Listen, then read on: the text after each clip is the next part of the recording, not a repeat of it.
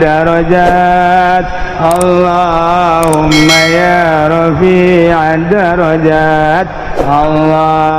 Dibere susah ku Allah. Maksudna naon supaya tadarru ka Gusti Allah la'allahum yadarra'u. Urang we kos kitu kesusah deket ka kiai darah ka kiai darah barang susah barang sugih henteu. Henteu kudu loba jelema loba diurangkeun nu kos kara itu teh ambalaya. Nu mantak lamun stabil bae jelema keur susah cinta Allah, geus sugih cinta Allah, berarti kan nyana henteu kagoyangkeun ku lobana dunia. Berarti istiqomah hebat. Jarang 1000 hiji kan teu. Asal naik baik mulai guys. Kamari mah bisa tamat Quran sabulan sakali ku ari mah Quran ngan di deuleu doang. Eker kamari mah rada susah teh ya bisa babarengan jeung babaturan barang ku ari sugih geus teu bisa babarengan jeung babaturan. Kamari ieu mah keur rada susah teh bisa seserian barang sugih mah tugas teh bisa ku ari mah sibuk. Bandung teh Surabaya teh Singapura teh Jakarta teh ketika hiji manusia hiji umat di negara kemudian ku Gusti Allah teh diturunkeun seorang nabi titah dakwah ngajakan nauhidkeun ka Gusti Allah.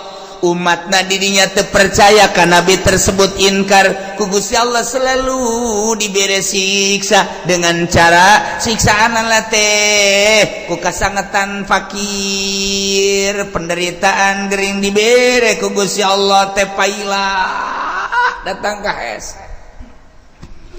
timbul penyakit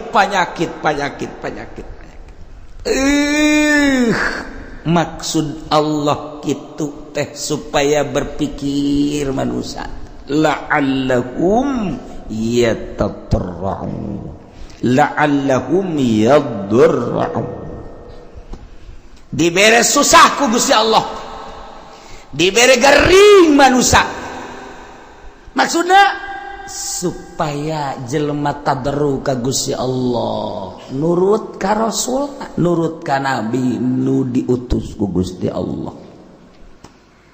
DPDP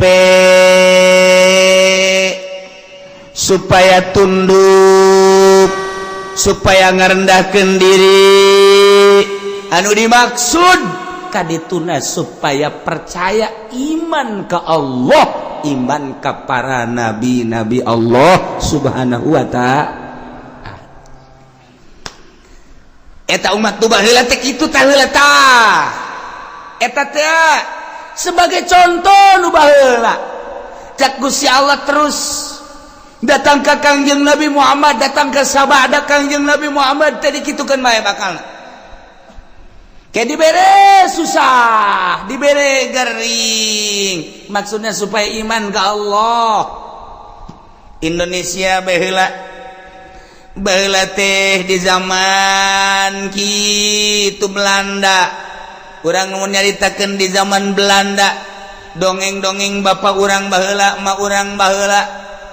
Ngeunahna cente lantaran eueuh roti.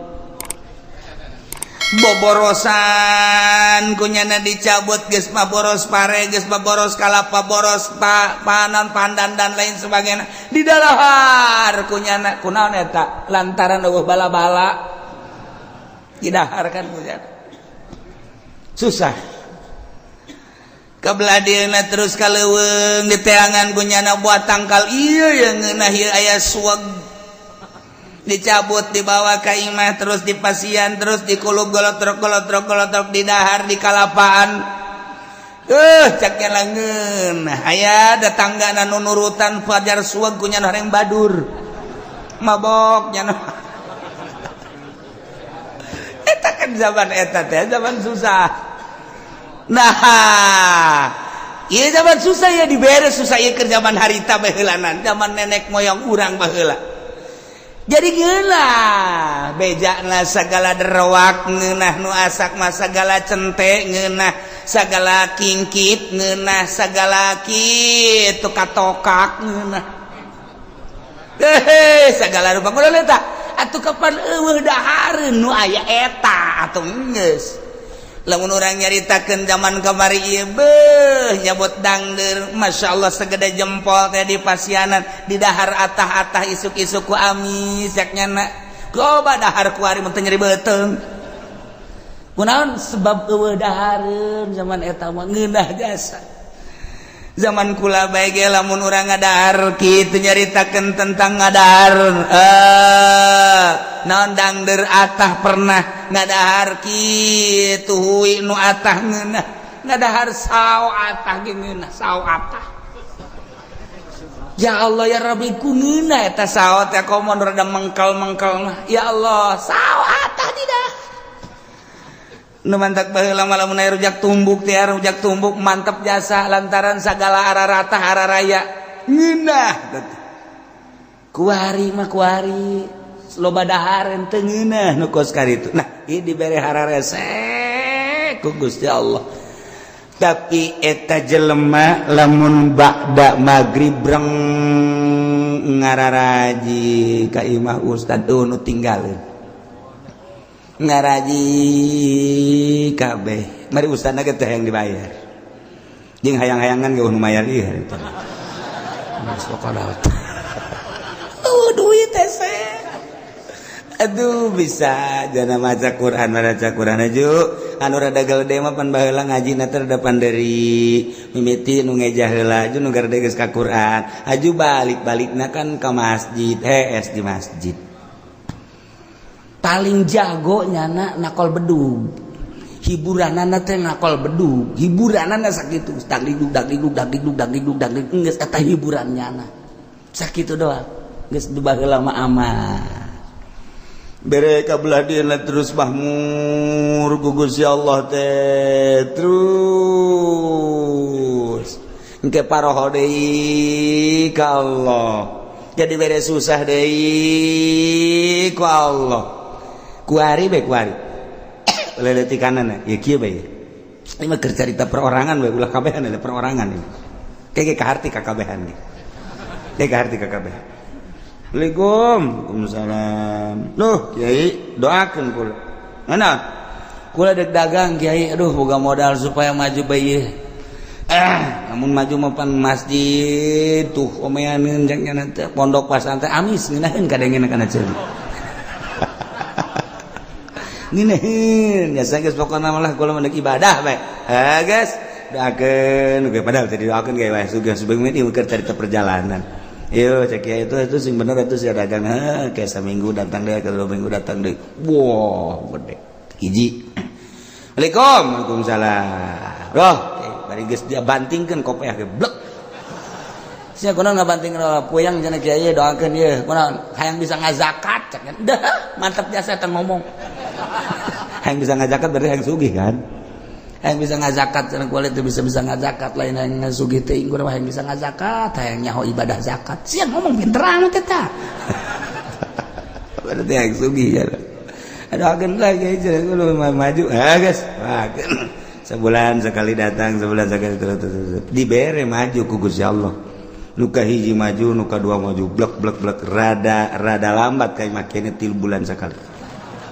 Assalamualaikum ya Kiai hampura teh bisa ka dieu bulan-bulan kamari mah ku ada sibuk ku masalah sih ieu mah doana bae geus Kiai set balik deui nya ka Jakarta atau ka gede sataun teh datang Waalaikumsalam aduh Kiai kula ngan bisa lebaran doang cenah ieu ka dieu kurang emang sibuk cek cenah masyaallah geus doana bae Kiai mah ieu mah pokona mah jauh di mata dekat di hati masalah segala dalil segala tuh dalil-dalilnya na tuh gak masalah beli mobil plang nges teka kiai asal teka kiai baik berarti sholat ke wallahu a'lam sholat ke wallahu a'lam aya zuhur ke asar henteu aya asar zuhur henteu kabelah ditu lah zuhur henteu asar doang zuhur mending geus sekaligus ulah henteu keur ngalamun mah sholat ngana ge ke henteu deui sugih diberi amruk menang 5 tahun sugihnya atau 10 tahun berapa dunia tuh ngaranna plak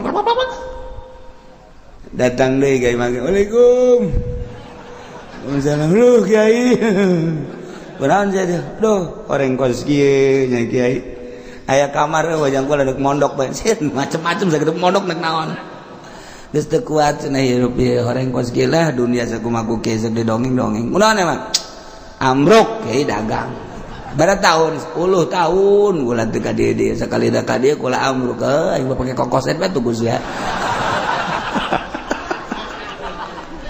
teu meunang tak kieu ngomong kos kitu teu meunang ieu cerita doang segala kokoset segala naon tah ieu keur carita bae jelema susah datang ke kiai berarti kan carita kiai berarti nyana ngadeukeutan Allah senang po ke kiai kajian ieu mah keur carita ke kiai padahal mah hakikatna mah ngajauhan ka Allah kan tuh jauh keur susah mah jelema deukeut ka Allah keur senang mah jauh ka Allah nu matak hebat jasa jelema lamun keur loba sagala deukeut ka Allah hebat jasa carang jelema deukeut ka Allah teh mun geus kajepit geus kajepit jasa tinggal buntut tapi utak bae eta bisa kula keur carita di Bandung mun ente ka Bandung aya didinya ngaran kitu toko Almasum nyaritakeun deui aya naon ngaranna pom bensin Almasum musola Almasum masum Bandung loba kori aya pondok pesantren Almasum aya yayasan Almasum loba bang boga Almasum Bandung eta teh kumaha dongengna baheula ngaranna Haji Maksum eta teh keur susah jasa datanglah ka Mitoha ka Garut kees tadi mah Mitoha doana kiai geus di Mitoha tadi dinya geus didoakeun beres Mitoha berenang tuh ngadoakeun maju amruk deui tas maju teh teu ka imam Mitoha teu ka imam Mitoha ambruk ka imam Mitoha deui oh maksudnya deng deui di imah THS deui biasa doakeun boh majuna teu kira-kira pohar aja sah miliuder Bandung geus lah geus datang ka pae teu kapanggih geus teh masalah ieu mah keur carita masalah Mitoha masalah nyana ge teu bermasalah ieu mah keur carita kos kitulah dunia poho dunia mah ka Allah tah ka Allah tah datang ka pae teh teu kapanggih teh jeung Mitoha tah lantaran nyana teh urusan dunia Masya Allah Karim aya deui moal dicaritakeun tah di Bandung aya anu boga kitu Majalaya nu boga pabrik samping keur susah datang ka guru kula datang terus ada senang poho susah deui datang deui dia datang oh senang deui terang senang pohara jasa senang kadeleuna padahal hutang gede senang baheulana poho ka eta dunia mah kos kitu an mata ku Allah ieu keur nyaritakeun di dieu ieu keur nyaritakeun ieu teh wa ma arsalna fi qaryatin min nabiyyin illa akhadna ahlaha bil basa'i wad dharra tepati ngutus kaula ka hiji nagara diutus seorang nabi kecuali ku kaula teh disiksa ahlina nu mantak disiksa lantaran teu percayaeun ka nabina ngabohongkeun ka nabina ku Allah disiksa na teh lain di kukumaha heulanan dibere kesulitan yakni kapakiran dibere kageringan gering luar biasa keur carita perorangan cara tadi keur cerita secara umum keseluruhanana oh anu diberenya susahnya gering beuh ieu mah naon kitu ngaranna murag di tangga katibah tangga nya susahnya gering geus pupurieun ieu mah aju diusir ku pemajikanana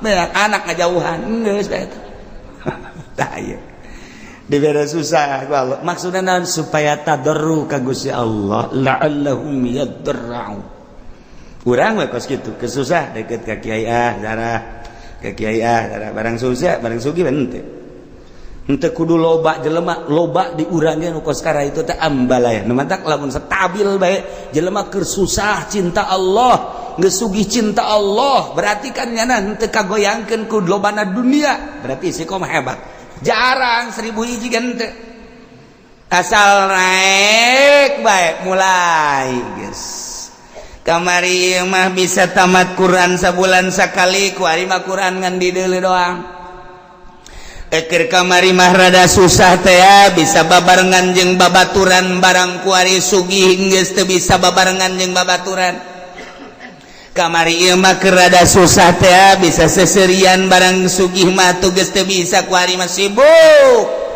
Bandung teh, Surabaya teh, Singapura teh, Jakarta teh. Nah, eta teh kos karari itu teh. Engke poho ninggalkeun setik kan itu. Urang we kuarieu. Lah malah ke salat sunah lah. Tin miti teh salat sunah. Terus kabelah dia ke mabadiah bae lah. Cuma qobliyah jeung badiah henteu. Kabelah itu nama bisa-bisa teu salat. Kabelah itu bisa teu salat. Tak eta kos karari itu tah. Eta teh teguran ti Gusti Allah. Nah, jelema diutus nabi ku Gusti Allah. Sebuah negara lantaran kacau teu inget ka Gusti Allah. Utus nabi dakwahnya na. Sagesta dakwah teu percaya disiksa ku Allah, dibere kesulitan. Carana teu hujan-hujan. Lamun geus teu hujan atuh taneuh dangkal batal teu jadi. Mimiti nu kesulitan teh kapan munding sapi domba. Kabelah dieuna jelema kesulitan lantaran teu aya cai ti luhur teh diturunkeun cai ti handap panas eueuh cai. Cigoleah jelema nang Allah. Cak Allah ayo coba sia dek kumaha. Dek kumaha coba baheula turun nabi. Kuari mah wali Allah. Wali Allah mah teu kanyawan. Ulama nyaritakeun ulama kade cek kiai teh sing loba dumadeus ka Gusti Allah. Urang ti Allah dibere umur ku Allah bakal balik ka Allah, persiapkeun urang yang menghadap ka Allah. Kemudian sing hade urang ieu lempang di taneuh Allah. Urang mah bangun tenang-tenang bae padahal mah taneuh Allah teh neuleukeun ka urang, langit neuleukeun ka urang, tangkal kayu neuleukeun ka urang. Urang mah teu boga asa dideuleukeun, teu boga rasa dideuleukeun. Kok kaditu teu boga rasa dideuleukeun ku Gusti Allah. Jauh ka Gusti Allah, malah judi, malah mabok. Teguran ti Gusti Allah, dibere susah. Susah. Susah, kesulitan. Higi kuari-kuari keur ditegor ku Gusti Allah. Pabrik balalangkrut nu geus di PHK leuwih ti 50%. Pulang kampung kuari. Pabrik nu ayana ge encan jelas.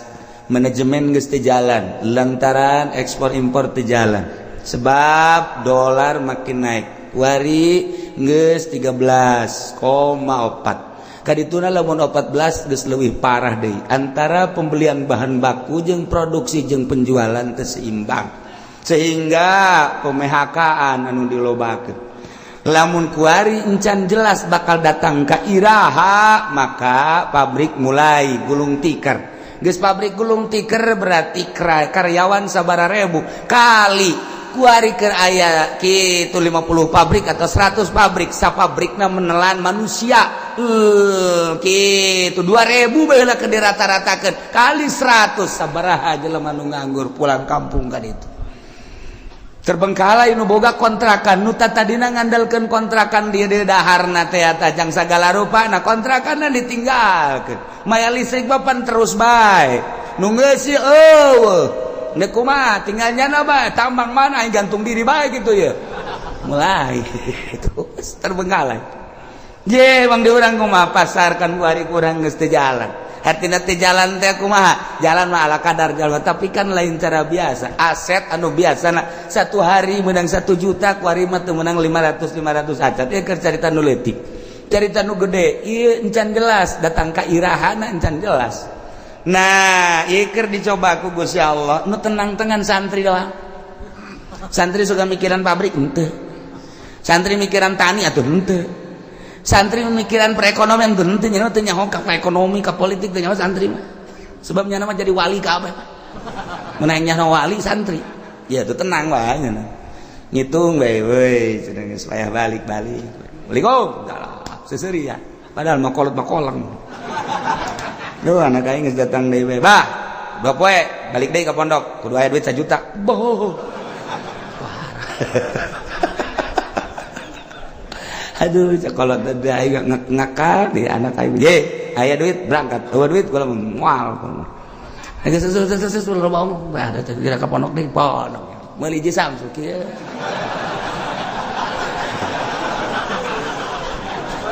Atuh nyaritakeun politik balik gigi. Nyaritakeun ekonomi duit aing ngambala ya taloba cenah. Geus cenah mah atuh geus nya mah jadi wali we pokona mah geus. Nah, bang tenang-tenang mah geus jadi santri geus. Geus ngitungan bae ngaji mah tilok. Ngitung balik deui bae. Teu nyaho santri mah.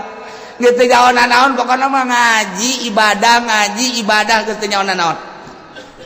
Biasana jangan anu mikiran bae geus sugan atuh jadi kitu motivasi jan teu. Atuh mani nyana. Salat berjamaah, tas berjamaah, pondok ngaca Quran, tadarus. Wallahul azim. Dak, masak. Beres, beli botan, dak, duit aing ambual aya ti bapak aing. Pugu bapak nama ngedagang naon gitu ngartoge. Ngek. Geus teu nyawana naon ya. Dagang dangdeur nya nanjak kesangan. Tengah jalan kesangan kosokan heula ieu dorong deui ka ditu jual datang anakna duit bah meuli gudang garam kadeleuna mah rokok padahal kesang bapak eta cucu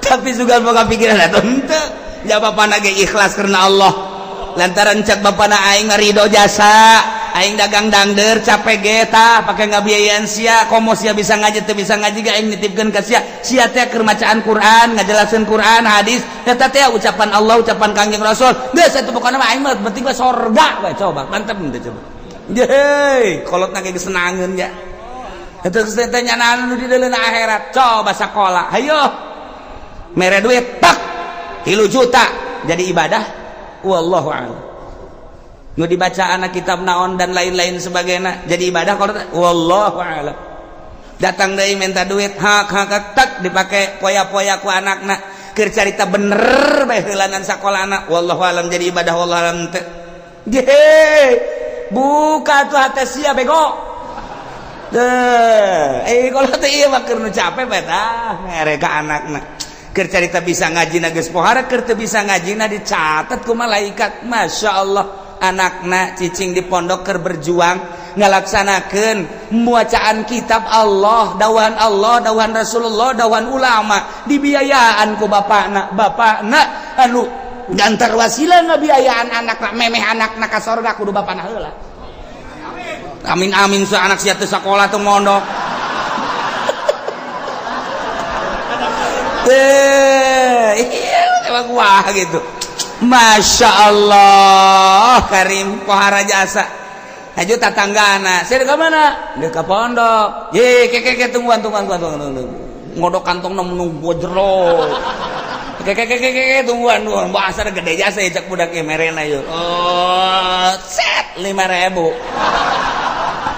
ceknya nanti aing nggak daguan ngodok kantong mangel 5.000 doang dari geus mere-mere Masya Allah mantak kula inget bae kula mau bejakeun jelemana waktu kula keur mondok aya seorang pengusaha sok mere ka kula tah dek kapanggih aya deui urang di nu sok mere tek datang ka kula inget bae kuari geus marah naon kuari sok dihadiahan bae ku kula bu aing baheula teh meuli kitab dibiayaan ku eta seorang pengusaha tah kuari sok dihadiahan bae lah garati anu ternyata ge pasti aya eta teh leungit tah hate teh tah nyana ngabiayaan teh sok mere mun balik sok mere aya deui dulur mun balik menta tah mah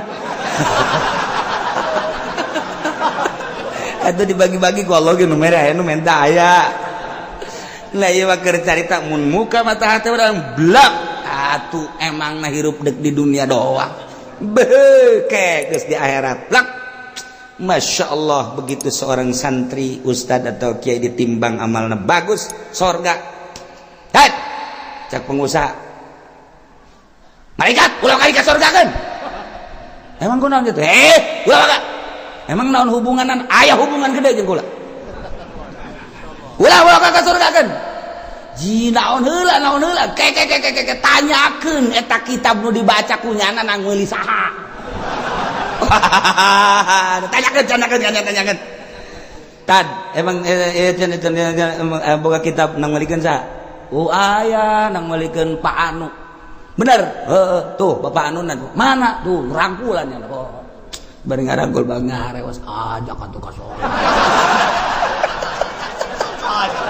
Jadi tuh usul lain mah pokoknya mah iya ustad bisa baca Quran bisa baca kitab pan kitab nanti bapak bejakan ka Gusti Allah eta kitab nang ti bapak gitu bejakan tadi tuh di cek ustad tuh bisa gitu bejakan ka malaikat beja malaikat bebeja Gusti jadi aya nu ngotot bae pengusaha hayang milu ka sorganya na emang nyana boga amal naon amal nama tepati bagus dan melikeun kitab eta sabab wasilah santri bisa ngaji ku sebab dibelikeun ku nyana jeung sok dibiayaan ku nyana aduh cak Gusti Allah geus sok ka sorgakeun mah je lamun urang neuleuh ka dinya tah emang kumaha gitu ulah-ulah eta kapan dongeng Kangjeng Nabi aya jelema nu maot teu boga amalna naon ulah ka di kana nerakakeun cak Kangjeng Nabi pan gitu coba sugan wau tante nyana teh pernah ngaji tante jeung kiai tanya pernah ngaji henteu pernah bareng jeung kiai teh kitu bejakeun pernah bareng jeung kiai teh henteu wau teh jeung kiai bejakeun wau teh jeung kiai henteu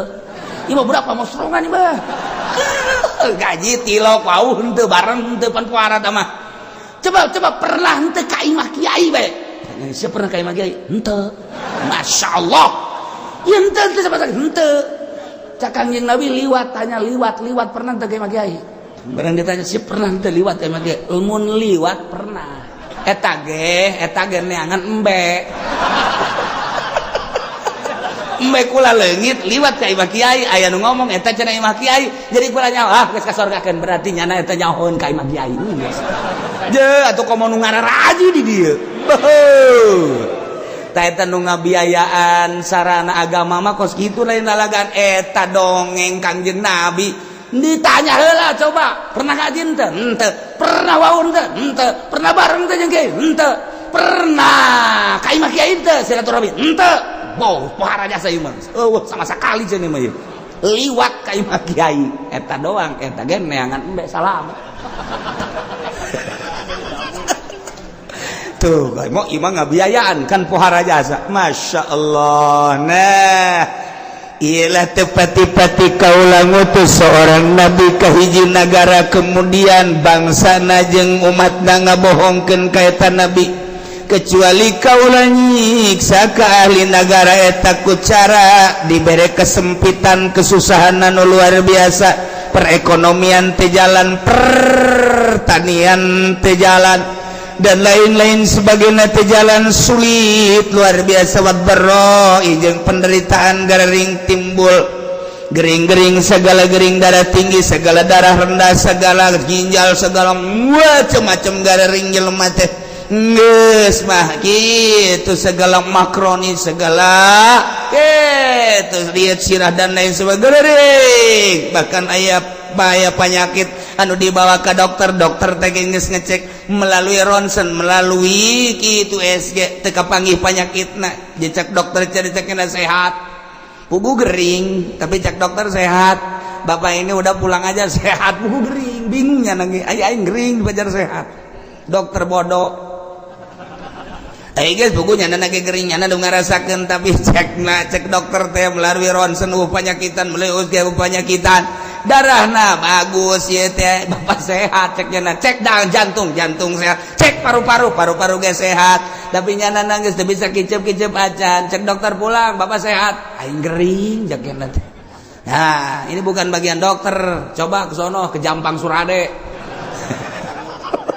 takut ada gaang di dalam perut nih coba nah iya geus teu kapagieun ku dokter ge geus teu kapagieun dibawa ku ari ka kulon ka Paneglang ka Cadasari aya di dinya teh nu make iket ini penyakitnya cekel ping-pingna lot keluar paku tuh dulu atuh paku kos kieu aya di jero awak untung bisa hees gesakna teh Masya Allah cak nu nganter tuh lamun 3 kilo mah bisa pakai ngabangun dah paku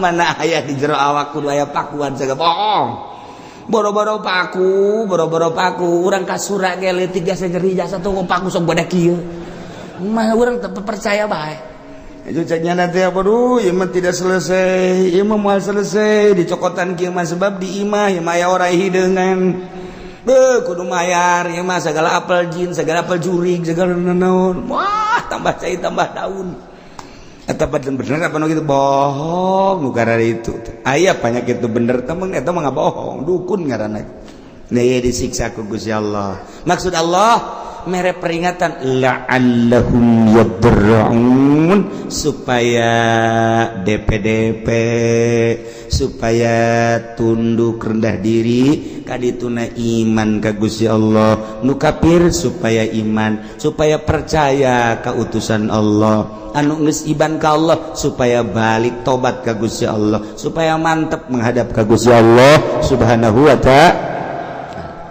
Summa badalna makana sayyatil hasanah, tuluy ku kaulan wagung digantikeun dibere eta kaum teh ina tempat kesulitan ka gorengan teh ane siksa al hasanah ta kabagusan nu tadina susah jadi sugih, anu tadina gering jadi cager, ku ari mah ku Gusti Allah teh dibere mahmur, anu tadina dibere susah, dibere gering, ganti ku Gusti Allah. Dibere ku ari mah tina tadina panas jadi tiis, tadina teu jarara di taneuh teh jadi tadina perekonomian macet ku ari jadi makmur terus jadi jalan dan lain sebagainya. Geus kasimpulan nama susah jadi sugih, gering jadi sehat, hatta afau sehingga tina subur tambah harta, tambah loba munding, tambah loba sapi, tambah loba domba, tambah loba ayam gitu kene. Kendaraan tadina boga motor hiji jadi dua jadi tilu, mobil gitu kene. Bahkan jeung pamajikan ge nambah tadina hiji jadi dua jadi tilu, ku makmur-makmurna masyaallah. Kohar anak baradakan jadi loba hatta afau, tadi dengan boga anak hiji dua kuari mamun ditanya ti bibit du itu 10, bibit du itu 10, bibit du itu 10, 4 bibit jadi 40. Geus lamun dek lebaran mudik jang anak doang nyewa bus. Hatta afau bahmur jasa ieu pohara jasa. Kumaha eta dikitu-kitukeun ku Gusti Allah ke dibere susah ke dibere sugih ke dibere gering ke dibere cager. Eta teh kapan menang Allah, maksudna Gusti Allah teh supaya inget bahwa ieu teh dadamelan Gusti Allah. Geus ana dadamelan Gusti Allah supaya iman ka Gusti Allah. Geus iman ke ibadah ka Gusti Allah supaya mantep nauhidkeun ka Gusti Allah Subhanahu wa ta'ala. Tapi kumaha eta kaum waqalu cek eta masyarakat teh kufrun nikmat kana kufur kana nikmat. Sing hade tamaki kituan tekod masa abaana dara wasarra bapa moyang urang baheula ge osok dikitu-kitu baheula ge lain osok dikitu-kitu emang geus terjadi ke susah ke sugih engke paila engke subur tiba heula ge kitu ke perekonomian macet ke perekonomian teh jalan atuh tiba heula ge derek moyang urang ge kitu sarua jeung urang ieu teh ulah ditekadkeun bahwa ieu ti Allah. Wa hadhihi adatud dahri, ieu mah emang geus kos kitu bae kaayaan zaman masa. Guari geus aya di ceuli urang loba jasa ketika aya gempa urang mah nyaritakeun ieu teh peringatan ti Gusti Allah, ieu teh siksa ti Gusti Allah, sebagian ngomong ieu mah kejadian alam. Caritakeun angin topan deg urang mah nyaritakeun ieu teh peringatan ti Gusti Allah siksa lantaran di dinya teh aya sumber maksiat anu teu katahan. Mungkin bae perzinahan, mungkin perjudian, mungkin bae di dia teh segala kredit dan lain sebagainya.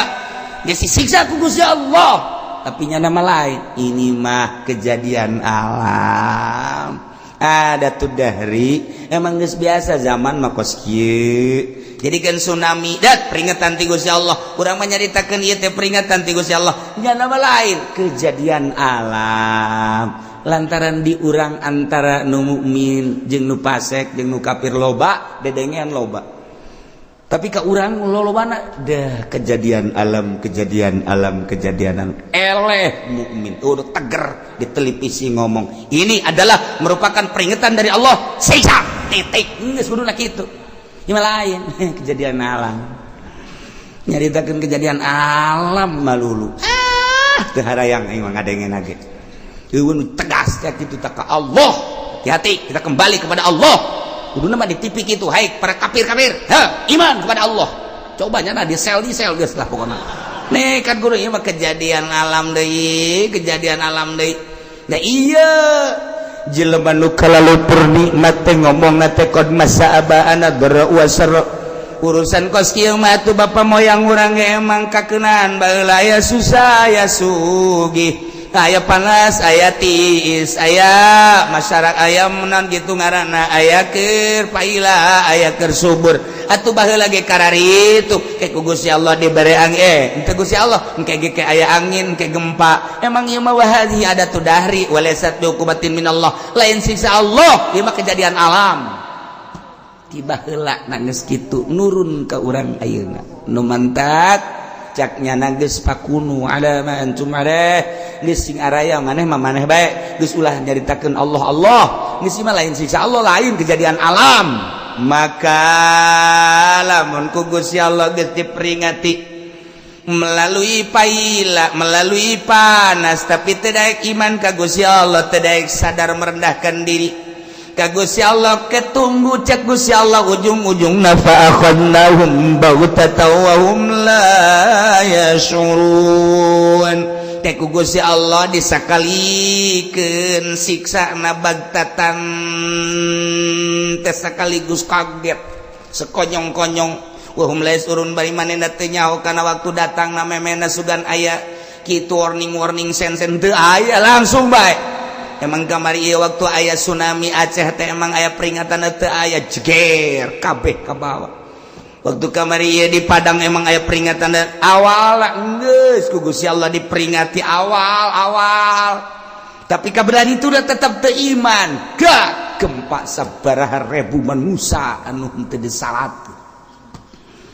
teu Sukabumi gempa Garut gempa Yogyakarta gempa nu kuari mata anu ceulian nu pengkor anu leungeunnan dan lain sebagainya masih kadeuleu keneh kurang Yogyakarta teh tapi tetep teu iman ka Gusti Allah awas cak Allah namun ku aing kuari peringati melalui panas ku aing diperingati teu aya hujan sawah-sawah batela dan lain sebagainya hawa anu sakieu geus teu benyatu jeung urang panas luar biasa eta teh sing inget sia-sia teh nang aing ieu cuaca nang aing panas nang aing balik atuh ka aing cak Gusti Allah lamun sia balik ka Allah aman ku aing sia tapi lamun sia teu balik ka aing ieu kejadian alam deleukeun ku aing sia lamun ku aing teu didatangkeun bagtatan awas teh mun ngeri urang sing lobakeun istighfar ku ari ge ka Gusti Allah Subhanahu wa ta'ala di lembur-lembur ayo istighfar astagfirullahalazim wa atubu ilaihi minimal 70 astagfirullahalazim wa atubu ilaihi atau anu panjang astagfirullahalazim alladzi la ilaha illa huwal hayyul qayyum wa atubu ilaihi atau sayyidul istighfar Allahumma anta rabbi la ilaha illa anta khalaqtani wa ana 'abduka wa ana 'ala ahdika wa wa'dika masata'tu a'udzu bika min syarri ma sana'tu wa a'udzu bika bi ni'matika wa a'udzu bika bi dhanbi faghfirli fa innahu la yaghfiru dzunuba illa anta ta eta baca cenah panjang ting tama kiai nu pendek bae astagfirullahalazim li wal walidayya la sabilukum la jibati alayya jamu simu Muhammad eta ge panjang kene cenah kiai nu pendek bae astagfirullahalazim wa tubu eta ge panjang kene sia moal ngamaca ieu sia mah panjang kene bae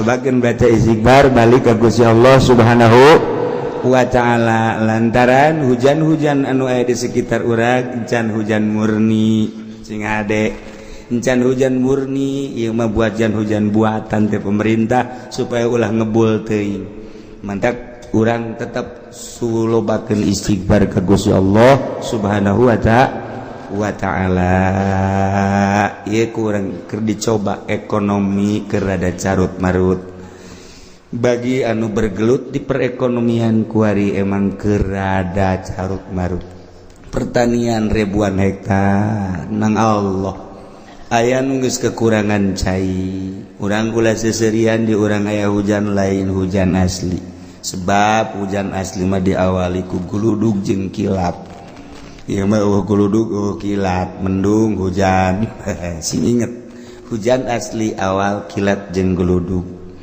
ketika geludug juga kilat lain asli hujana ieu mah sakadar peringatan jeung urang hati-hati ulah obrot teuing tetep urang make caina lobakeun istighfar ka Gusti Allah Subhanahu wa wa ta'ala. Ajakan di lembur kurang babalik ka Allah, komo datang ka kafir-kafir arasub Islam minimal urang nu agamana Islam tobat ka Gusti Allah subhanahu wa ta'ala walau anna ahlal qura wallahu a'lam.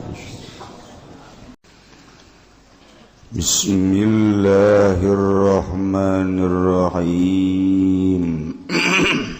Mantak arbungan make undang-undang Al-Quran sebab niatan di jerona ge geus rek macem-macem.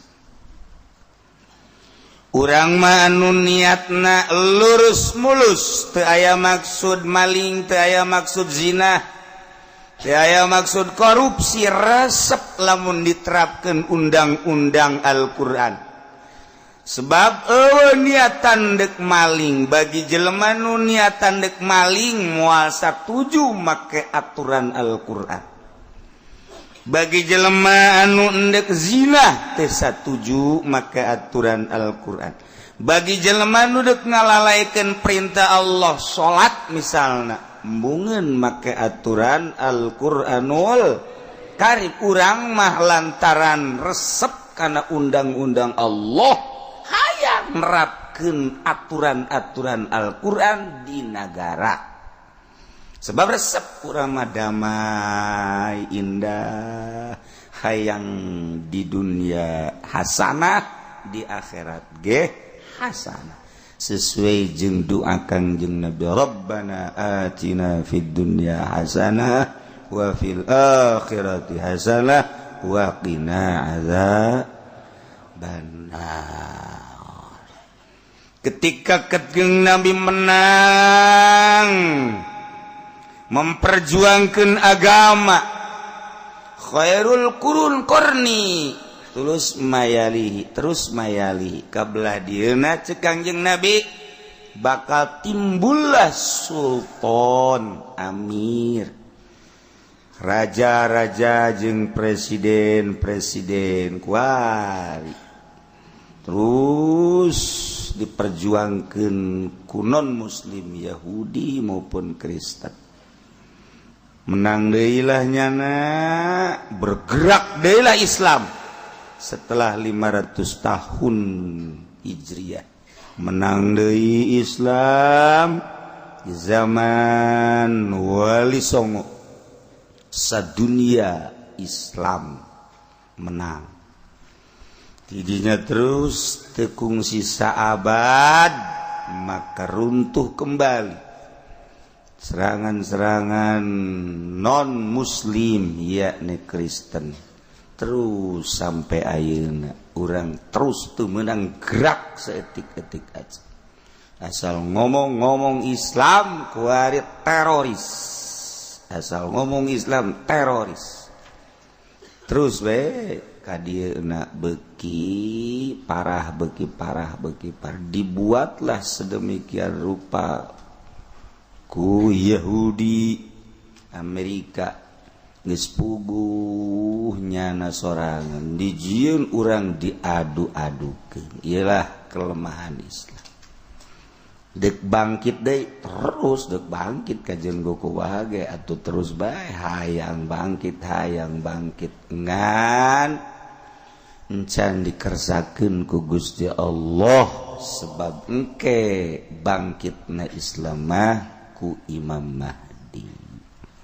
Ngan meureun moal haju langsung brek Imam Mahdi bae, tentu aya perjuangan memehna anu mengarah kana menyetujui Imam Mahdi.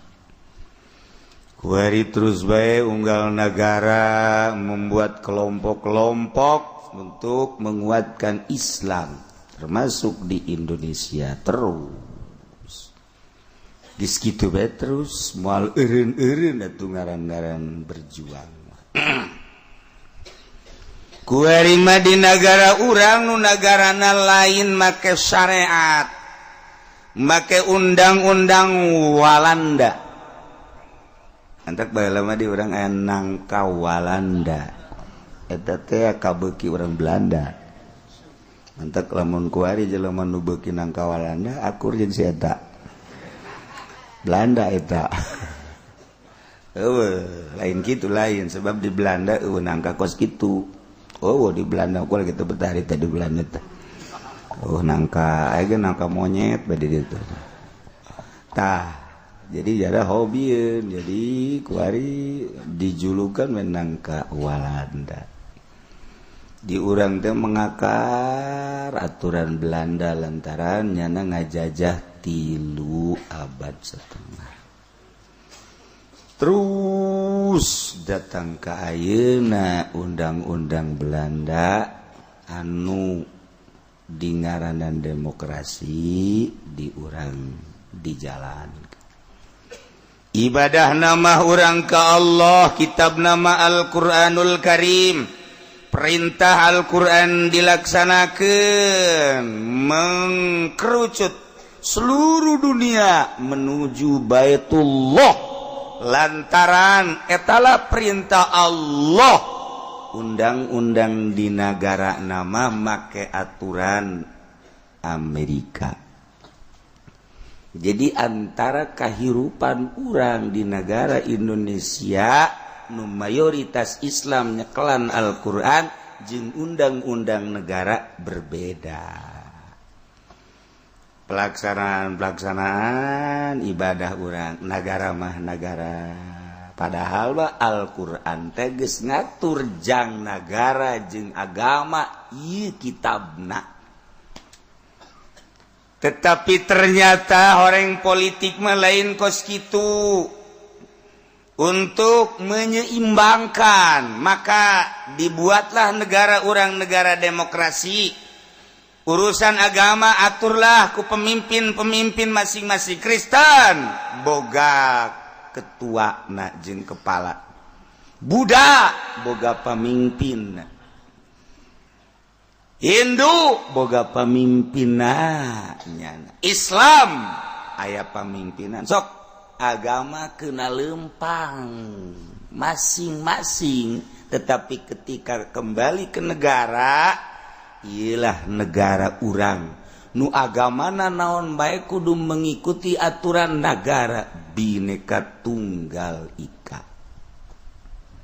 Bermacam-macam aliran tetapi satu tujuan, ialah di negara urang. Jadi urang teh kuari teu bisa kenceng menyaritakeun Islam, sakumaha teu bisa kencengna Kristen sarua, Buddha, Hindu. Jadi di kelompokna masing-masing bae. Hindu di kelompokna sadaek nanyana, Buddha di kelompokna sadaekna, Kristen di kelompokna sadaekna, Islam di kelompokna sadaekna. Tapi ketika urang ka nagara aya aturanana di negara. Ialah negara urang, negara Indonesia. Jadi demokrasi urang mah demokrasi terpimpin, teu akur jeung demokrasi nu aya di Amerika. Teu akur demokrasi nu aya di Jerman. Demokrasi urang mah demokrasi urang bae. Sebab mayoritasna Islam, mantap di urang dijieun Pancasila, beda demokrasina jeung di luar negeri. Nah, urang lamun nyaritakeun negara urang negara Islam lain. Negara demokrasina akur jeung Belanda atau jeung Amerika henteu. Negara naon atuh? Negara Mandalungan. Mandalungan di urang. Teu puguh di urang. Sebab aya toleransi. Saya nu maling. Nu maling teh anak tukang toge. Boluh. Ulah cenah ulah dibunuh, asupkeun ka penjara. Geus pokona mah. Pokona ketok palu, memeh jatang jelemana di sidang geus ketok palu teh lah. Penjara. Sabaraha tahun? 15 tahun atau sapaehna geus lah. Emang kunaon sih sanajan disidangkeun ge jeung malen mere duit sebenarnya tukang toge atuh. Oh, kitunya. Di Indonesia. Saya nu maling, anak jenderal. Oh. Atur di luar. Ketika di sidang ieu mah formalitas bae. Tenang bae sih. kalem bae geus di negara urang atuh. Negara Pancasila atuh. Negara hukum. Woi, pohara. Sidang 1 kali, 2 kali, ya masuklah penjara. Sajam 2 jam jelema naik kapal di luhur.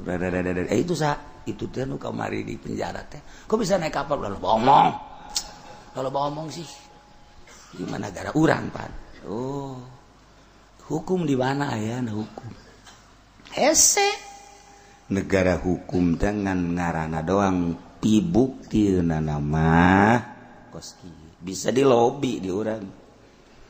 Bupati nu aturan ke penjara lobi jalan dapur henteu. Gubernur sabaraha nu kudu di penjara di lobi jalan dapur teu jadi. Tapi anak tukang toge, anak tukang tempe, tukang beca marenyon beungeutna. Geus akur bae geus beungeut lain beungeut asli. Asupkeun ongkoh ka penjara. Ieu negara urang negara naon ieu kos kitu. Kanyataanana seperti kitu. Embungeun nyana teh ngadenge kos kitu tapi kanyataanna model kos kitu. Nuku urang karasa jeung kadeuleu. Kajeuna itulah ieu mah urusan dunia ieu ke terakhir nama geus kiamat. Parae dihudangkeun ti kubur, digerokeun engke ku Gusti Allah. Cak Gusti Allah, mana raja-raja baheula keur di dunia? Erat maju. Waduh, RT geus ngagebeg bae. Aing anas digaji henteu, cak cara teh. Aduh, aing boga wilayah sa RT ge geus rieuh. RW maju. Waduh, RW RK maju. Lurah lulumpatan. Cak malaikat ka mana siarah? Moal ka bisa lumpat ka mana ge ieu geus dikubeng ku seuneu kabeh. Moal bisa lumpat, camat geus teu bisa lumpat, bupati mah geus ngomong. Maju. Blusukan maju. Maju ya ada geus raja geus Pak Harto, geus Gus Dur, pokona eueuh kecuali maju. Ditantang ku Gusti Allah. Limanil mulkul yaum. Ca nu jadi raja poe ieu. Sia baheula keur di dunia ngarasa boga wilayah, ngarasa jadi raja. Kemudian undang-undang teh ku sia. Dijieun tapi ku sia dilanggar. Wari coba maju. Wah ditonton ku masyarakat. Wah, neule menuju ke raja-raja. Tinggal orang bae itu Jokowi kan. Waduh, salah kancing walah. Itu siapa Harto? Itu siapa? Wah, raya ka. Gubernur menteri araya KB, bupati aya KB. PNS ngabaris dihareupeun bu ditugangan bupati. Etalah pelaksana anu kuarinya na teh beuh ngaler ngidul ngetan ngolon asa jadi raja. Engke mah ku Allah bakal ditanya sabara tahun sia jadi raja, sabara tahun sia ngalaksanakeun aturan-aturan. Kumaha masyarakat sia diurus apa henteu? Kuari mah kuari, muhahehe engke sia. Guys, moal anu selesai kuari mah. Jaga moal kebal deui, jasa moal kebal deui bakal ngalengkah ka alam nu eta. Lamun teu ngararaji bakal pikuat. Dia teh kuari sangeunah-ngeunah nanyana. Engke geura urang tongton. Urang bakal ngadadahan lurah dadah. Udah dadah goblok sia. Urang mah geus boga bendera. Waduh, bendera naon ge? ISIS.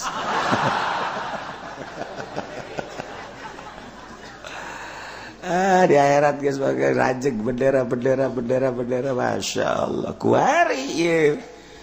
Memilih jeung menentukeun benderana kuari. Lawang sorga jeung lawang neraka urang kuari nu milih. nu milih lawang sorga kuari, milih lawang neraka kuari. Entak ieu urang darariuk di dieu teh keur milih lawang. Nyaho mukanya honten. Jeung milih baheula kan. Allah karim bakal jasa. Ieu mah keur carita di negara urang mah negara model kos kitu.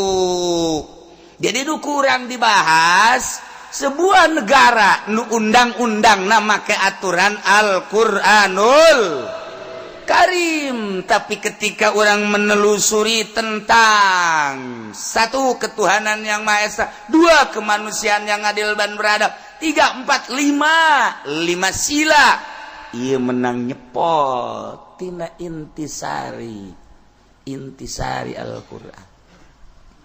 Hanya bisa diumumkan bahasa sebab tadi di demokrasi urang ulah neuleuh agama saja atau agama urang baik urang urusan ketika kembali ke undang-undangna ja undang-undangna ge rapih neuleuh ada ART na rapih jasa di urang undang-undang teh jadi kuari nun teu rapih ieu oknum-oknum pejabat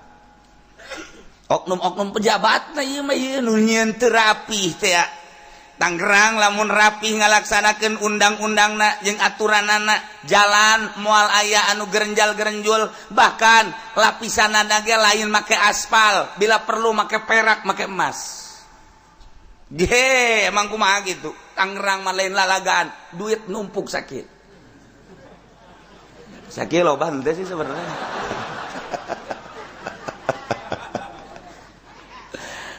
Badak arembung turun ketika geus jadi bupati naon eta? Oh, tarariis. Boro-boro jadi bupati, jadi lurah ge embung turun. Gunana tiis karasana gujana. Penghormatan ti galer ti kidul, kokocoran geus sadaekna. Pokona mah ieu kuari teh kuari simpenan bupati dolar teh beuh loba jasa. Urang lamun nyaritakeun kamari atut bae ge dolarna sabaraha, wawan dolarna sabaraha, eta teh dibangker dolarna ge. Ditendeng dihandap, bangkerna ge lain lalagan, teu bisaeun budak leutik mamukana. Sia mah seri bae maksudna budak leutik ge leutik lemuna. Budak leutik watu. Eta teh dolar dihandap. Kuari keur mejeunna dolar goyang tepuguh 9, 10, 11, 12, 13 jelema nu baroga duit dolar simpen kunyana emang kumaha gitu urang bae ge hayang nyimpen duit atuh ka si eta kitu bae si ukuranana bohong lamun bupati teu nyimpen dolar tek ceuli anjing. Aing ulah tuh hoyong dua-duana jelina ge. Pokoknya kos kitu bae seluruh.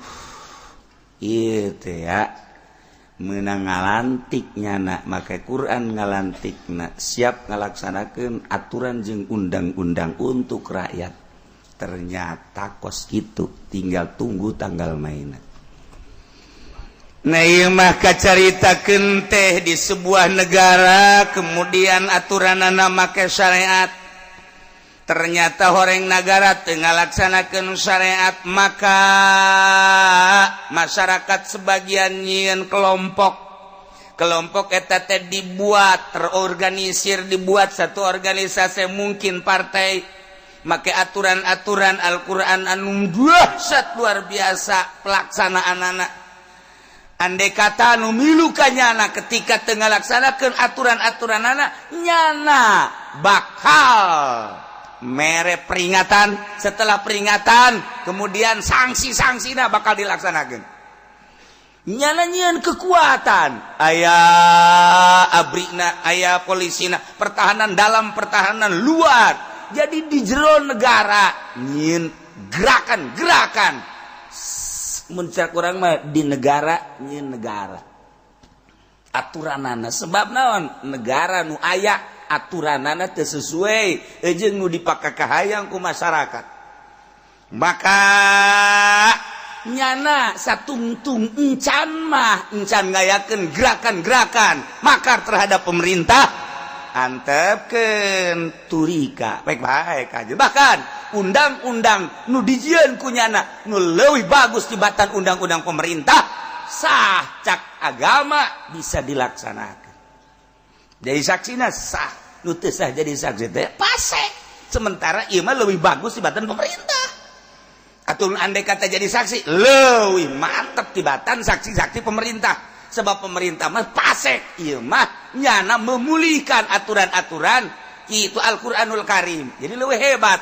Sah aturanana, sah jadi saksina, nu teu sah jadi saksi mah pasek. Nu mantep urang kuari lamun ditunikahkeun, kemudian saksina pamarentah. Asana setengah sah nikah.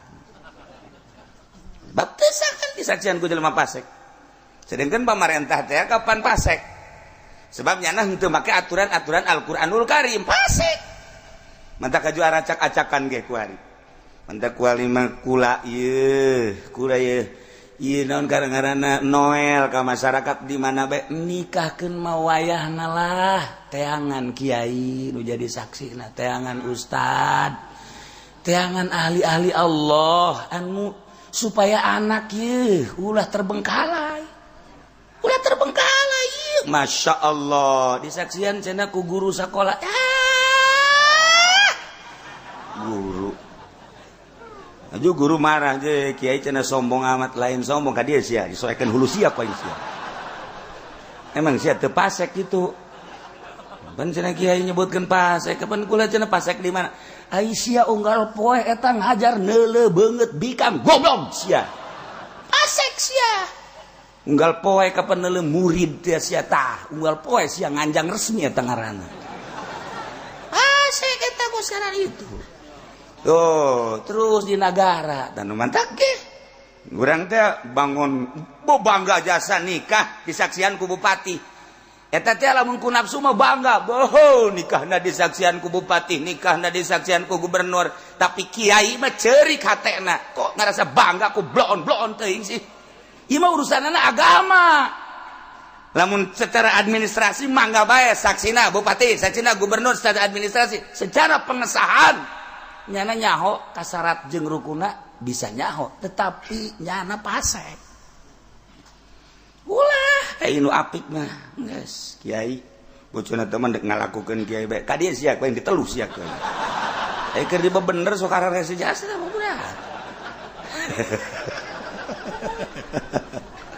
Itu supaya anak rapi lahirna, supaya bagus, supaya soleh kaditu. Ieu masjid saha nu neruskeun, ieu mushola saha nu neruskeun bakal atuh di pertikahan mah supaya rapi bae. Entek baheula mah loba anu gregeteun ka kula teh kunaon sih cenah ari saksina administrasi mah tah kajeun sia tah ge, tapi pengesahan mah ieu loba anu ekstrim ka kula. Barang kamari dibahas di bab nikah tah kanyahoan teu meunang pasek saksina. Mun tukang main bola pakai saksi. Bloon. Itu salametkeun anak urang ye sing ade ji. Di akhirat pan urang ngeunaheun jasa bapak urang, emak urang pamajikan, anak incu aju ka sorga kabehan. Beuh kan indah jasa. Urang kumpul di sorga, mana anak itu, mana icu itu, ayah anak nu hiji ka mana? Nyana mah ngagejebur bah. Ya, emang kunaon pan nyana jadi PNS bah, jangan ngagejebur, tepat orang sedih lah kos gitu. Sedih je. Masya Allah, ulah datang ka ngagejebur supaya sakalamet kabehan. Nah, ieu di negara aya kelompok pemberontak, hartina pemberontaknya nanti nuturkeun kana aturan-aturan pemerintah, nu mantak teu nuturkeun sebab pemerintah henteu make aturan agama, teu make syariat, nyana leuwih ekstrim terhadap syariat, terhadap Al-Qur'anul Karim. Yeunlah aturan leuwih hebat, kekuatanna lah aya di nyana. Nah, kuari wa ma aslafahu bagin ala adilin, naon bae nu dirusak ku pemberontak baik awak maupun harta dirusak kunyana. Ta ieu kabeneran ieu mah kieu harta atawa jiwa nu dirusak ku pemberontak tersebut, tetapi nyana sabenerna mah teu bagus, ieu ngarusak anu adil atawa sabalikna nu adil ngarusak anu teu adil. Cuma dia mah hanya perorangan, sebabnya nanti gerak sebenarnya mah henteu nyieun makar terhadap pemerintah, hanya kelompok-kelompok kecil, perorangan anak antara kelompok pemerintah jeung kelompok bagin bugot, tetapi ieu mah unsur kecil dirusak kunyana. Nah ieu tetep kena sanksi. Ilam yakun pikitalin, lamun lain terjadi di peperangan tetap domina. Iya mah katempuhan kelompok bugot, kelompokna peroranganana, aprodna, pardunna nyana ribut jeung kelompok pemerintah, kemudian ngarusak jiwa misalnya, harta misalnya, tetap kena sanksi. Atau kelompok pemerintah tapi lain atas sama pemerintah, personil peroranganana, masyarakatna ribut jeung bugot, kelompok bugot kemudian ngarusak kelompok pemerintah, ngarusak ke kelompok bugot, tapi personilna peroranganana sampaikan ke jiwa rusak atau harta rusak, tetap domina katempuhan. Sidangkeun kelompok tersebut, maka orang personil tersebut maka sesuai jeung aturanana kenakeun sanksi. Wa illa lam yakun biqitalin, lamun lain nabi isbat, berarti lamun terjadina peperangan fala teu kudu kena sanksi. Lamun terjadi di jero peperangan mah, andai kata kelompok bugot kemudian menyerang, nyeunlah peperangannya na. Aya tuntutannya nu bantak perang teh. Lantaran ieu pemerintah teu ngalaksanakeun undang-undang, misalnya teu ngalaksanakeun undang-undang Jumat, teu ngalaksanakeun undang-undang berjamaah, eta kan nu dipermasalahkeun teh. Teu ngalaksanakeun aturan-aturan zina. Oh iya masyarakat zina, ente dikenakan sanksi sih, maka diseranglah ke kelompok bugot. Iya teh nyerang maksudna ke pemerintah supaya pemerintah merubah aturanana nu tadina teu make aturan Al-Qur'an supaya make. Terjadilah peperangan, ribut, aya nu terbunuh, masalah tambah pusing. Terjadi baheula perang Jamal, terjadi baheula perang Siffin. Kelompok muslim jeung muslim ijtihad, masalah tuh kos gitu. Wa fi qaulin yadbagul bagi cekaul mah tetap katempuhan baik kelompok pemberontak, walaupun kelompok pemberontak teh anu adil, pemerintah anu teu menegakkeun keadilan tetep bae, sebab menurut cekaul dhaif mah nyana ngarusak tatanan negara. Anu di negara eta teh kudu aya kitu naon ngaranna, kudu aya ketentraman, ulah bergejolak. Kan teu lamun bergejolak negara urang kamari ieu kan teu puguh bergejolak, mulailah lantaran geus siap kadeuleu bakal gerak anu besar-besaran. Nah, kesieunaan kumaha ye di lobi lah, mulai di DPR jeung di MPR teh ayalah celah-celah kuari kakara hasil lobina sekitar 5% mah geus ayalah untuk membangun bangsa jeung negara Indonesia sangkan ulah carut marut kakarak mulai sekian persen untuk mengarah encan deal 100%. Kakarak mengarah kita satukan visi dan misi, ulah sampaikan ka ieu carut marut keur digodog kuari deka mana arahna ieu negara, naon ieu nu bakal dilaksanakeun, wari can aya pelaksanaanna di negara. Tunggu 1 bulan kuari keur di lobi heula kakarak mulai aya lah celah-celah untuk menyatukan visi dan misi. Sebab naon?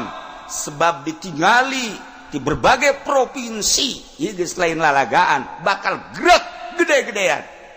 Nu dikhawatirkeun ieu lamun pemerintah tetap kieu bae sementara masyarakat atas nama masyarakat gerak, ieu nu dikhawatirkeun teh korban jiwa. Nu teu puguh teu karu mahasiswa jadi parae, teu puguh teu karu masyarakat jadi pae, buruh bakal nganu bakal berontaknya sama buruh lantaran per detik ieu can diurusan buruh teh ya.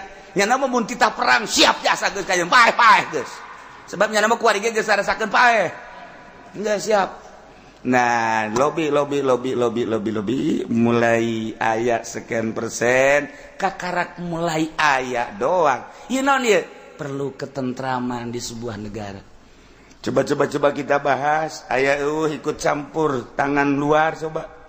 Aya coba tangan-tangan luar anu bakal menghisap tentang Indonesia ketika aya ieu kumaha ieu, apakah nu baheula keneh, apakah nu anyar. Nah ieu kumaha coba mengantisipasina kuari keur dibahas. Soal dalam negeri mah gampang, tetapi ieu campur tangan luar anu luar biasa. Urang nu boga batur nu menikmati ieu nu keur dibahas. Tadi kitu mah di urang-urang kene atuh babari tah mah ieu aya apem sabaraha ieu. Aya apem ieu sakieu ieu sakaranjang. Jelema aya sabaraha? Ieu jelema aya kabagian teu? Mun dibabagi hiji henteu, urang babagi 4 yuk. Hiji apem belah 4. Tah. Ih masyarakat nelegeun lah masyarakat ieu. Sudah macam-macam penting urang bae geus rarapus. Geus atuh. Bisa gitu kan di Indonesia mata. Lain serius ya kunaon sih heran mah. Kos gitu di negara orang mah kos gitu. Geus kos gitu. Tapi ketika aya tangan luar ikut campur di urang, iya kan belu. Lah bahasa Inggris belu tah. Belu kan urang eta. Eta urang nu boga nyana nu nyokot, urang hampasna. Kan senep kana aja jantung. Ieu lah nu keur dibahas asana mun ieu henteu rapi ngabahasna bisa terjadi. Lamun ieu rapih karang. Namun ieu teu rapih geus cilaka ieu mah. Kos kitulah di urang teh aya hasil bumi luar biasa, geus puguh besi, geus puguh logam, geus puguh kitu minyak, uyah dan lain sebagainya emas. Nah, tetapi nu menikmati batur. Boro-boro di sebuah negara ieu urang boga imah bae ge, kemudian urang cicing bae motor urang dibawa ku batur, aya anu stres jelema. Motor dibawa ku batur, ieu mah kan negara, emas dikelola di kapal, geus jadilah emas dibawa ke Amerika, urang nempo bae kieu, saha nu teu urang jajantung. Iya mun urang nyaritakeun negara secara nasional. Nah, kuari aya kelompok nyieun kekuatan, kemudian nyana nyerang ke pemerintah, terjadilah adu kekuatan. Tentu bae beureun, ieu aya abrian, ieu aya abri, ieu aya polisian, ieu aya polisi, angkatan laut, angkatan darat, angkatan udara, aya ribut, ayalah terjadi pembunuhan.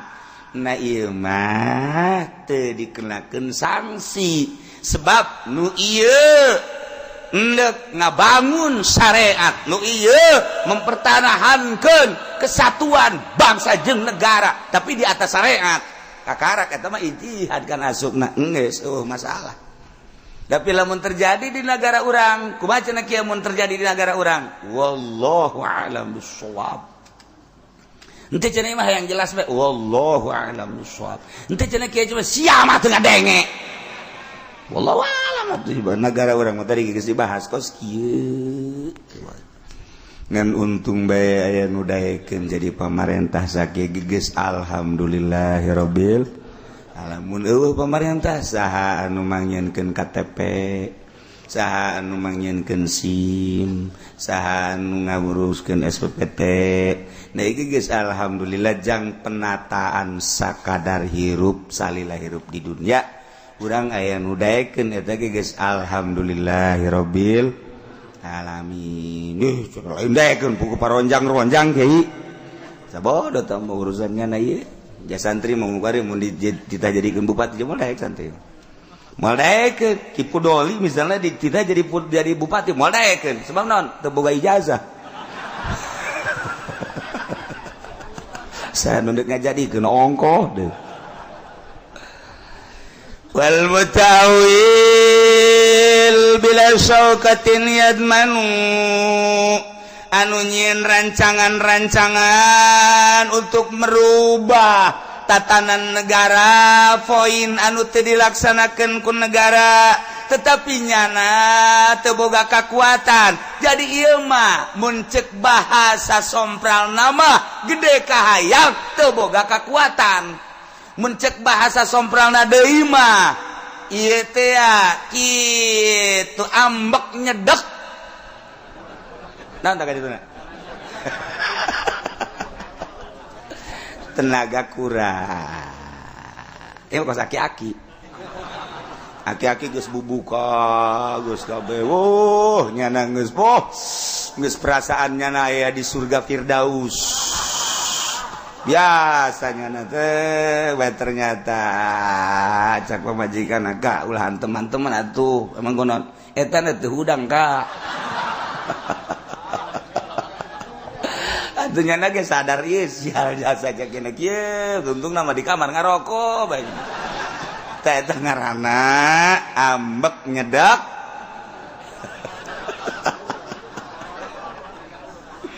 aduh insyaallah ieu geus tanagaan eta kan kos kitu tak boro-boro merangan pamarentah ieu nyana hayang ka pamajikan ge kos kitu tah tungtung namanya nangahaneng bae di luhur kasur ditoelan bae kunyana kieu cek pamajikan naonan Kak aing lah cek nyana jata naga eueuh dongkrak antik teh hudang atuh geus diteu atuh ai cek nyana teh atuh kitu ge ya kami ngan getek doang cek nyana tah geus lah segala tutup geus beres tah eta tak aki-aki teh kos kitu. Nah iya ge cacak-cacak eta aki-aki hanya perorangan eta mah kobo iya atuh dek merubah tatanan negara teu boga kakuatan maka wal mutawil bila syaukatin jelema anu neukna wil aturan-aturan syariat merubah tanpa aya kekuatan kemudian terjadilah makar aya nu dirusak yad manu atunyana katempuhan wa aksu kabagin sabaliknya ge sarua kos bagin bae ti pihak pemerintah langsung nyerang tetep ieu ge sarua aya sanksi sebab naon teu boga kakuatan masalah teu boga kakuatan mah kan lain kudu dipaehan tangkep cicingkeun geus okos perang aki-aki atau nu bengek ulah ditembak kayak pae sorangan teh mah kos kitu mah perang dudu kaluhurkeun we senjatana dudu nyana di dieu dudu adu ye kunaon adu-aduan aing mah nembak ke kaluhur kitu ge asa kahulu bae cek nya dudu teu kebal golepak bae sorangan balap lompat orang jeung aki-aki atuh teu kudu di naon teu kudu dibandingkan ku nyaan atuh ayo bae deg ayo ke ayo ke datang kan itu pae sorangan teu kuari model di Indonesia ya mahasiswa anu terjadi baheula di Trisakti tembak sanksi sebab naon hanya sebuah mahasiswa kekuatan teu boga naon teu boga hanya punya keinginan nyana anu tulus anu nyana geus dididik di universitas tentang politik tentang ekonomi hayang merealisasikeun nyana kan anak muda kemudian ku pemerintah teu dihargai malah ditembak kena sanksi di dunia nyana kuari diantep lantaran asa nu aing ieu nagara can selesai di akhirat bakal diselesaikan di akhirat bakal diselesaikan emang kumaha nu teu boga kakuatan ulah make senjata tangkep nyana cicingkeun antepkeun engke ge nyana ngahanju-hanju nyaon teh sia ngahanju eta bahasa Jerman ngahanju tah hartina kahayangna gede antep ke bere dahar bere nginum sapoe 2 poe ulah diomongna naon 3 poe 4 poe sadar sorangan. Oh ternyata orang gagah negara orang kekuatanana. Teu bisa kukieu horeng negara orang teh. Ternyata orang lain lawan aya angkatan darat, laut, udara. Aing mah hanya sebuah mahasiswa, hanya seorang mahasiswa ngan boga kahayang be aing mah ieu negara ulah kieu-kieu teuing. Ke sadar sorangan. Seminggu nyana geus di polsek lah, di polres lah, dibuyeuh heulanan. Sadarnya ketika sadar sia kumaha kuari lah balik bae lah. Aya sia kahayang ieu kuari ngarobah negara aya yang hayang we ngeunjah urang kos kieu. Geus balik-balik mana naon. Lain kudu ditembak. Nah, nuantak sakadeung ka sakapa mah hayang jadi presiden urang maksudna. Hayang eta tah ulah kos kitu tah. Ulah sampai terjadi jiwa. Awas. Ieu ulah sabaraha atuh sapira manusia teu kudu ditembak. Amankeun beres tang rangkepan. Tuh sapoe polsek di polres sok tumpukeun dirinya. Engke ge eureun kahayangna. Nya geus nyahoon ternyata Indonesia boga kekuatan anu luar biasa. Teu bisa ku kieu horenganan. Nah, kara. Tuh, ketika ditembak di Indonesia karena nyana aya sen di kepala negara tembak di akhirat engke. Emang ngeusan kitu ye enca.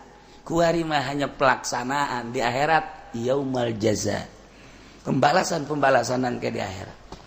Antepkeun coba engke di akhirat bakal kumaha? Masyaallah, mantap polisi paling bingung ketika aya gerakan-gerakan di Indonesia model gitu. Sebab naon? Polisi kapan jadi benteng na? Ketika aya instruksi tembak, nya ge jadi bingungin sebenarnya mah. Embungin polisi teh, tapi kan ieu instruksi. Nah, engke, pan urang geus ngabahas kamari, nu boga instruksi saha? Anjing. Anjing cek polisi abdi mangan sakadar instruksi Gusti, titah nembakeun teh.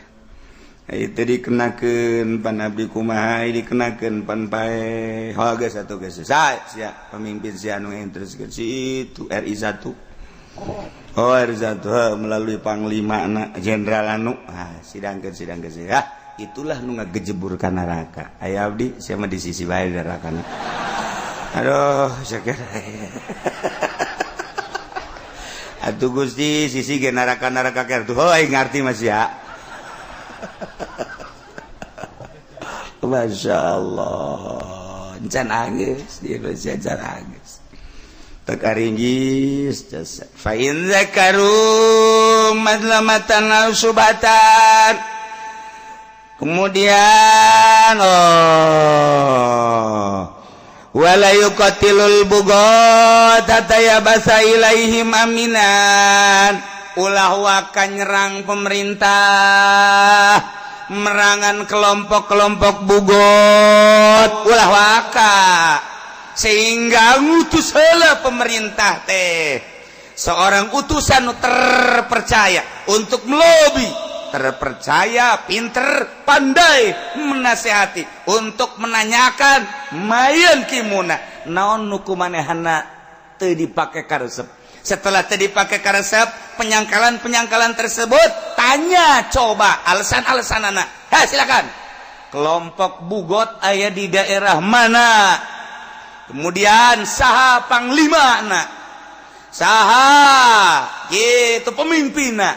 Ngutuslah pemerintah seseorang anu terpercaya, cerdik, anu bisa ngalobi, langsung datang, set duduk bersama. Saya adalah utusan pemerintah untuk menyatukan bangsa, negara dan syariat. Karena sudah terlalu kelihatannya kelompok-kelompok bugot ini terlihat sudah keterlaluan, tidak mengikuti aturan-aturan dan undang-undang pemerintah.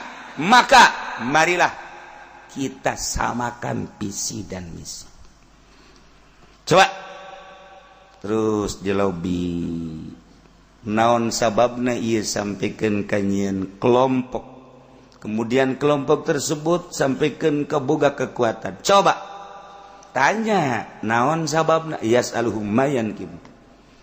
Naon coba poin mana ieu anu kira-kira teu satuju. Saya makanya membuat kekuatan di negara ini karena pemerintah tidak melaksanakan undang-undang syariat. Di antaranya pemerintah kalau ada orang yang nyolong, maling, korupsi dibiarkan. Maka saya benci dengan aturan-aturan pemerintah yang tidak melaksanakan undang-undang korupsi. Hanya ada di sana korupsi, kolusi, nepotisme. Itu yang akan diberantas, tapi kenyataannya tidak ada. Maka kami membuat satu kekuatan untuk melaksanakan undang-undang tersebut. Karena pemerintah tidak melaksanakan, kami akan nyerang terhadap pemerintah untuk menundukkan pemerintah supaya pemerintah mengembalikan melaksanakan undang-undang tersebut. Ketika pemerintah ngerasa salah, aya kazoliman, tinggal nu ngalobi, datanglah ke pihak presiden, duduk bersama dengan para menteri, didinya aya MPR, bahas, coba di meja MPR, di DPR pusat, kemudian dihadiri oleh penggede negara, bahwa kelompok itu teh nu matak nyana nyeun kekuatan karena horenganan urang teu ngalaksanakeun aturan-aturan anu geus disetujui ku seluruh masyarakat. Karena urang henteu ngalaksanakeun aturan, maka nyana ieu keheul ka urang. Coba urang bahas. Andai kata iya, tinggal dileungitkeun bae atuh kesalahan-kesalahan nu aya di pemerintah. Jika urang lamun kos kitu tadi pemerintah geus loba jasa salah, Pak. Loba jasa salah. Nu mentak kurang teh lamun aya kelompok-kelompok anu kadeuleuna ekstrim terhadap pemerintah rada pantes susah bener nama. Sebab naon? Undang-undang teu dilaksanakeun ku pemerintah. Ieu mah keur carita di negara syariat. Wari di negara urang kos kieu ye lain syariat. Kumaha tah kiai? Wallahu a'lam. Ieu teh cenah mah pangmecahkeun wallahu a'lam. Henteu deui ya pas ya kuenya. Sabara jauh sebenarnya mah aturan-aturan menang digodok di DPR, kemudian dibawa ke pusat, kemudian dibahas di MPR, memeh negara pemilu teh geus dibahas heula di Senayan rapi ketika pemilihan umum ngadirikeun RI 1 nyana teh undang-undang untuk melaksanakan geus rapi sebenarnya mah. Komandeg ada apa di dalamna? Gayeulah kemandegan di negara nu teu leumpang aya naon? Silahkan dibaca ku masing-masing. Urang mah teu nyaho mandeg teu nyahonan teu. Naon sebabna? Karyawan lain, PNS lain, gaji teu beunang. Itu teh nyaho kamandegan belah mana teu nyaho urang. Perpolitikan teh nyaho, perekonomian teh nyaho. Tapi nu nyaho mah ku ari teh waduh keur berat teh lain berat belah ditueun berat 2 kilo teh berat ka ditu. Masih naik becak keneh ka ditu. Jauh berarti. Nafain zakaru madlamatan namun bogot jaritakeun tentang kezaliman, tentang kesubhatan azalaha. Legitkeun atuh. Fa in asarru wallahu a'lam.